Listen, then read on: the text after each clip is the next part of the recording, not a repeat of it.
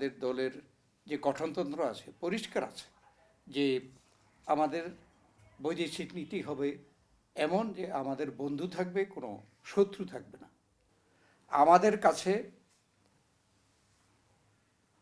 তাদের পক্ষ থেকে যারা ঘোষণাপত্র দেওয়ার জন্য সেই দিন নির্ধারিত দিন ছিল, তাদের পক্ষ থেকে একটা কাগজ পাঠিয়েছে, এটার নাম ঘোষণাপত্র। আবার অন্য তরফ থেকে একটা কাগজ আমরা পেয়েছি, সেটাতে লেখা আছে যে এটা ঘোষণাপত্র না,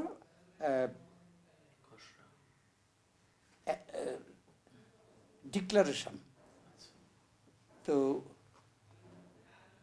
আমি দুঃখিত, আরে ডিক্লারেশন না, ডিক্লারেশন আর ঘোষণা একই। প্রক্লেমেশন। আবার করো যে যে ঘোষণার ব্যাপারটি যেটি আজকে বাতাসে উঠছে, এখানে কিন্তু যারা এ নিয়ে উদ্যোগ নিয়েছে তারাও কিন্তু তারা কোন মতে আছে আমরা জানি না। আমাদের কাছে দুটো কাগজ পৌঁছেছে, একটাও ঘোষণাপত্র অর্থাৎ ডিক্লারেশন, আর একটা হলো proclamation of 72 of 94 revolution. Proclamation 24 revolution. তো প্রক্লেমেশন অ্যান্ড ডিক্লারেশন, যেটা ঘোষণাপত্র বলেছে বাংলায়, এটার মধ্যে কিন্তু অনেক ডিফারেন্স। একটা হতে পারে যেটা সবাই বুঝতেছে যে যারা আন্দোলনরত ছাত্রনেতারা একটি পার্টি করতে চাচ্ছে, দল, এবং এটা তারা ঘোষণাও করছে।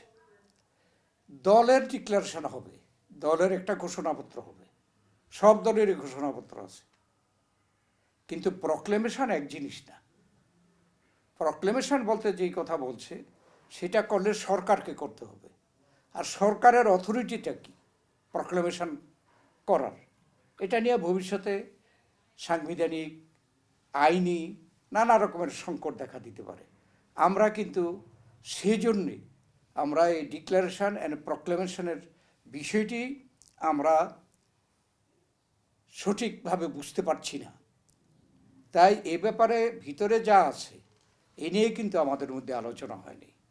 যদি কেউ বলে থাকে আমরা কিছু বিষয়ে একমত, কিছু বিষয়ে দ্বিমত, সেটা কিন্তু সঠিক না, কারণ আমরা এটার মূল বিষয়বস্তু নিয়ে আমরা আলোচনা করিনি। না, অবশ্যই অবশ্যই যদি নূতন দল হয়, দলের একটা ঘোষণাপত্র থাকবে।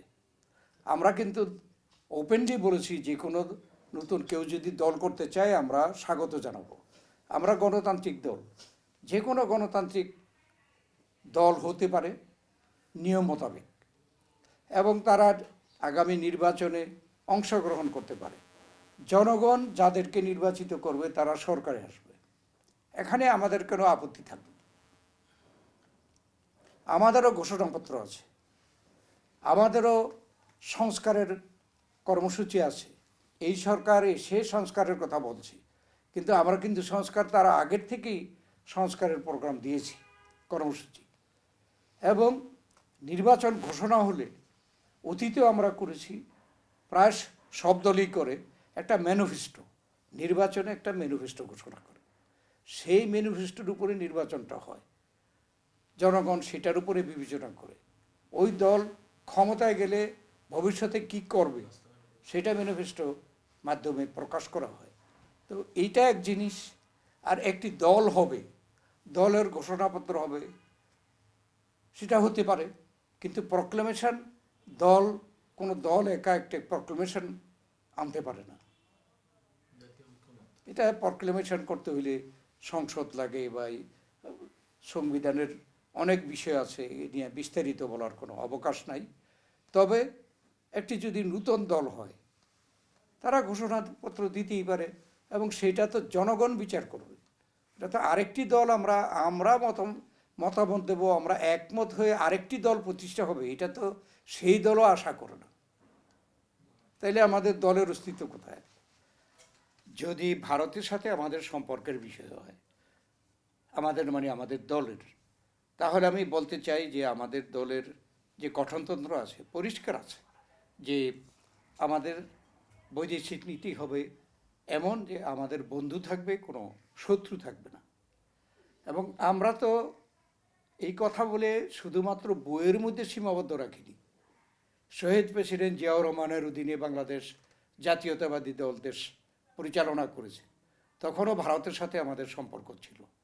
বেগম খালেদা জিয়ার নেতৃত্বে 10 বছর আমরা দেশ পরিচালনা করেছি, ভারতের সাথে ভালো সম্পর্ক ছিল। এমন কেউ দেখাতে পারবে না যে আমাদের ভারতের সাথে কোনো ব্যাপারে সম্পর্ক খারাপ ছিল।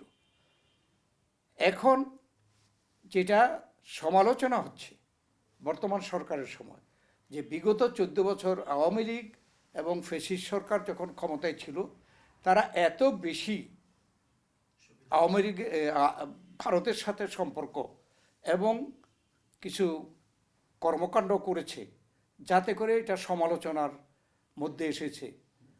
যেমন আগের প্রধানমন্ত্রী, স্বৈরাচারী প্রধানমন্ত্রী শেখ হাসিনা নিজে পাবলিকলি ডিমান্ড করেছে যে ভারতকে শেখ হাসিনা যা দিয়েছে ভারত সারা জীবন তা স্মরণ করেও শেষ করতে পারবে না। তো নিশ্চয়ই এরকম দিয়েছে, যেমন ট্রানজিট দিয়েছে, যেমন অনেক আমাদের যে নদীগুলো কমন নদী আছে সেই নদীর উপরে ভারত বাঁধ দিয়েছে, আমরা সেভাবে বাধা দিইনি।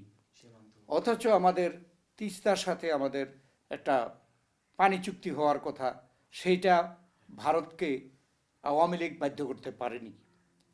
এবং একচাটিয়াভাবে ভারতকে সুবিধা দেওয়ার ব্যাপারে আওয়ামী লীগ যে কর্মকাণ্ডগুলো করেছে এটা তারা স্বীকারও করেছে এবং জনগণ দেখেছে, সেই জন্য সমালোচনা হচ্ছে। না হলে এর আগে তো এরকম সমালোচনা হয়নি। এবং আমরা এখনও বিশ্বাস করি যে ভারত যেহেতু আমাদের দেশের চতুর্দিকে সীমানা আছে, আমরা ভারতের সাথে ভারতকে বন্ধু দেশ মনে করি, ভারতের সাথে বন্ধুত্বপূর্ণ আমরা সম্পর্ক বজায় রাখব, কিন্তু আমরা কোনো আধিপত্য আমরা বিশ্বাস করি না। আমরা বাংলাদেশের একজন রাজনীতিবিদ হিসাবে ভারতকে পরামর্শ দিতে চাই না, কিন্তু ভারতকে দেখতে হবে যে ভারতের আশেপাশে এই দক্ষিণ এশিয়ার যত রাষ্ট্রগুলো আছে, কেন এই রাষ্ট্রগুলো আস্তে আস্তে ভারতের বিপক্ষে চলে গেল। এটা যদি ভারত ভালোভাবে গভীরভাবে চিন্তা করে, তাহলে ভারতকেই ঠিক করতে হবে তাদের পররাষ্ট্র নীতি কী হওয়া উচিত। আমরা পরামর্শ দিতে চাই না, শুধু উদাহরণ দিতে চাই। কেন শ্রীলঙ্কা ভারত বিরোধী, কেন নেপাল ভারত বিরোধী, কেন এই দক্ষিণ এশিয়ার প্রায় সব দেশ ভারত বিরোধী, পাকিস্তান পার্শ্ববর্তী দেশ ভারত বিরোধী। আজকে বাংলাদেশকেও যে ধরনের আচরণ ভারত করছে, জনগণ কিন্তু আস্তে আস্তে ভারত বিরোধী হয়ে যাচ্ছে। এটাও ভারতকে উপলব্ধি করতে হবে।